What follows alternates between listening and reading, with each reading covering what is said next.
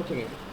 सो जिस तरीके से गाइस हम स्टैटिक इंस्टेंस फील्ड डिक्लेयर कर सकते हैं, हम उस तरीके से किसी मेथड को भी स्टैटिक डिक्लेयर कर सकते हैं। स्टैटिक मेथड, किसी मेंबर मेथड को भी स्टैटिक डिक्लेयर कर सकते हैं। अब मेथड को स्टैटिक डिक्लेयर करने से हमें क्या अलग मिलेगा, मतलब जो नॉर्मल मेथड है उसकी बजाय अगर हम स्टैटिक मेथड डिक्लेयर करेंगे तो क्या डिफरेंशिएट आता है। सो अगर हमने किसी मेथड को स्टैटिक क्रिएट किया तो सेम जो डेफिनेशन है वही है। If we declare a method as a static, then this method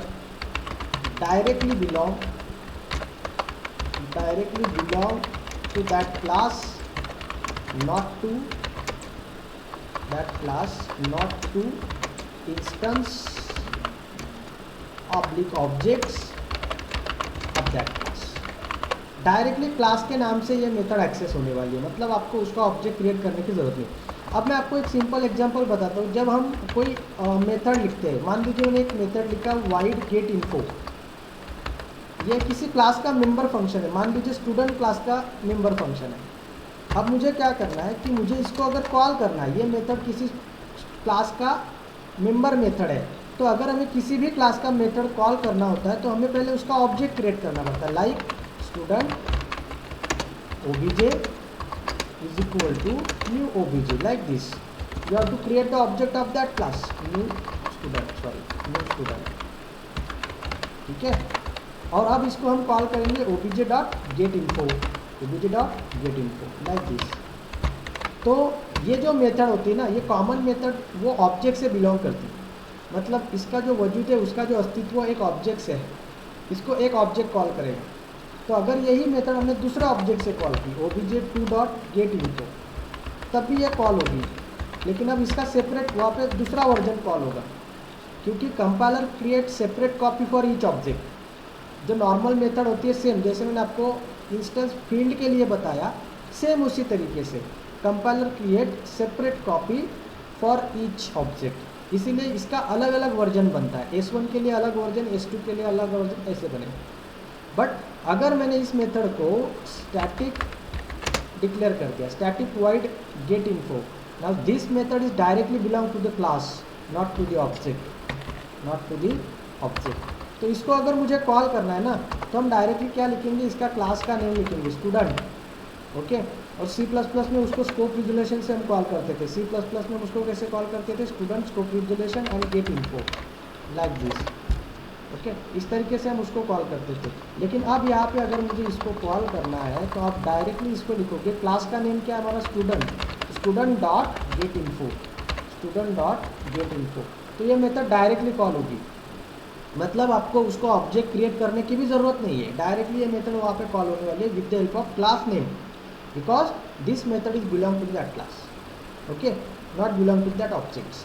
so this is static method. तो स्टैटिक मेथड हम क्यों यूज़ करेंगे, जो भी हमने स्टैटिक डाटा मेंबर लिखा है ना, उसको एक्सेस करने के लिए, एक्सेस ओनली स्टैटिक फील्ड, ये इसका रूल है कि इस मेथड में हम सिर्फ वही मेंबर एक्सेस कर पाएंगे, वही फील्ड एक्सेस कर पाएंगे जो कि हमने स्टैटिक डिक्लेयर किए। नॉर्मल डेटा मेंबर यानी कि normal instance field cannot be access in that particular field, particular method. क्यों नहीं होंगे, क्योंकि नॉर्मल जो मेंबर है ना, normal member that are belongs to that objects and method is belong to class. तो ऐसा नहीं चलेगा कि आपके डाटा मेंबर ऑब्जेक्ट से बिलोंग कर रहे हैं और मेथड हम यहाँ पे बना रहे हैं, वो मेथड बिलोंग कर रही क्लास से, इसीलिए वो वहाँ पे एक्सेस नहीं होंगे। तो जो मेथड, जो डाटा मेंबर्स आपके स्टैटिक है, वही डाटा मेंबर आप स्टैटिक जो फील्ड हम बनाने वाले, स्टैटिक मेथड जो बनाने वाले, उसमें एक्सेस होंगे। अभी जो एग्जांपल मैंने आपको बताया उसी में मैं आपको एक स्टैटिक फील्ड करके बताता हूँ। हाँ, यहाँ पे एक स्टैटिक फील्ड हम बना देते हैं। Suppose static method public void static static C, मैं उसका नाम सी रखता हूँ, दैट इज कोर्स, या फिर हम लिख देते हैं यहाँ पे COR, कोर्स में, ठीक है। अब इसमें अगर मुझे अगर ये डिस्प्ले करना है कोर्स, अगर मैं इसमें लिखूँ member modifier member type and name. अच्छा स्टैटिक सबसे पहले लिखना है, स्टैटिक।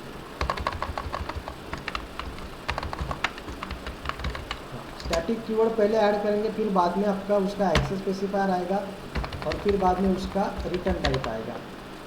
ठीक है ना, ये हो गया आपका स्टैटिक मेथड। अब मैं अगर यहाँ पे कंसोल डॉट राइट लाइन और डायरेक्टली यहाँ पे मैं अगर कोर्स प्रिंट करूँ तो वो होगा कोर्स इज इक्वल टू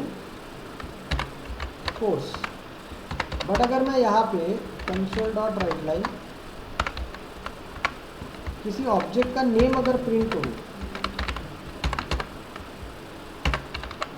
तो इस नेम आएगा ही नहीं। आप अगर हेल्पलाइन देखोगे तो हेल्पलाइन में नेम आएगा ही नहीं, because name is not accessible here, क्योंकि मेथड हमने ये स्टैटिक डिक्लेयर किया है। तो ये हेल्प जो आती है ना इसमें, है ना, वहाँ पे वो आएगा ही नहीं। अभी हम पूरा लिखते हैं, नेम लिख देते हैं और फिर बाद में देखते हैं कि क्या एरर है। हाँ अभी एरर देखते हैं हम उसका क्या एरर आएगा। रेड लाइन वहाँ पे अंडरलाइन आ गया, क्लिक किया string student name and object reference is required for the non static field. See this name is a non static field, है ना, नॉन स्टैटिक फील्ड है, तो इसको एक्सेस करने के लिए ऑब्जेक्ट लगता है जो कि अभी तक के तुमने क्रिएट ही नहीं किया है। इसीलिए वहाँ पे हम डायरेक्टली जो नॉन स्टैटिक मेंबर है उनको एक्सेस नहीं कर सकते, यहाँ पे सिर्फ स्टैटिक मेंबर एक्सेस होंगे। तो ये स्टैटिक मेंबर हमने यहाँ पे ले लिया। अब मैं यहाँ पे ये जो कोर्स हटा देता हूँ, क्योंकि हर बार क्यों प्रिंट करें, सबको कोर्स तो सेम ही है ना, तो हर बार क्यों प्रिंट करें। तो यहाँ पे हम क्या करेंगे, डिस्प्ले के अंदर से मैंने वो हटा दिया। अब ये दोनों का डाटा डिस्प्ले होने के बाद सिंपल ये दोनों का कोर्स मुझे प्रिंट करना है। तो कोर्स अगर मुझे प्रिंट करना है तो मैं क्या करूँगा, student dot core. See this, जैसे मैंने स्टूडेंट डॉट लिखा यहाँ पे कोर आ गया, लुक एट हियर, क्योंकि core is belong to that class. जो हमने कोर्स का नाम दिया COR, this method is belong to that class not to object, इसलिए वो कोर आ गया। अब इसको एग्जीक्यूट करते हैं, वो डायरेक्टली कॉल होगी, डायरेक्टली एक्सेस होगी। अब उसके बाद उसका डेटा जो है ना, दोनों का डेटा सेम, आपका जो क्लास है वो वहाँ पे प्रिंट होगा। See this course SYBC। अब कोर्स में दोबारा क्यों लिखूँ, नेम अलग है इसलिए रोल नंबर अलग है, इसलिए दोनों का सेपरेटली प्रिंट किया। बट दोनों एक ही कोर्स में पढ़ते इसलिए सेपरेटली मैंने दोनों का कोर्स एक ही बार प्रिंट किया, that is SYBC, course SYBC। और ऐसे चीज़ों के लिए हमें स्टैटिक मेथड वहाँ पे यूज़ करना है। Static method, so this is static method, static method, ठीक है, स्टैटिक मेथड। अब C# में और अगर जावा में एक बार आप नोटिस करोगे तो आपका जो मेन फंक्शन होता है, मेन मेथड होता है, वो भी स्टैटिक होता है। समझ में आया कंसेप्ट? ये क्यों स्टैटिक होगा, उसके पीछे का रीज़न कोई बताएगा मुझे, why the main method is a static in C# and Java? Anyone? Because there are only one main method in program. Before proceeding आपको स्टैटिक मेथड समझ में आ गया? स्टैटिक मेथड समझ में आया क्या? Yes sir.